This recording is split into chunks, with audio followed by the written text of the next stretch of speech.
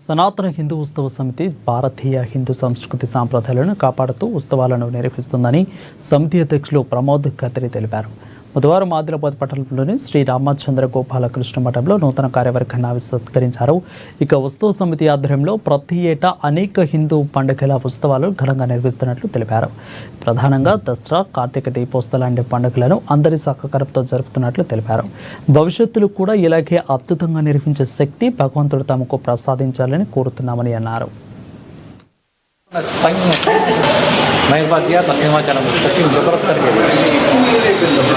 మొన్న ఏదైతే మన సనాతన హిందూ ఉత్సవ సమితిలో చేరికలు తర్వాత నూతనంగా పదవి బాధ్యతలు స్వీకరించిన ప్రధాన కార్యదర్శి పడకంటి సూర్యకాంతం గారికి, తర్వాత రేణుకుంట రవీందర్ గారికి, మళ్ళీ నూతనంగా వీళ్ళు మన సనాతన ఉత్సవ సమితిలో ఏవైతే కార్యక్రమాలు చేస్తున్నామో అది ఆదిలాబాద్ పట్టణ ప్రజలు, జిల్లా ప్రజలు గమనిస్తున్నారు. ఎందుకంటే మేము చేసేది ప్రతి ఒక్క కార్యక్రమం దానికి ప్రజలు ఆకర్షితులు అవుతున్నారు.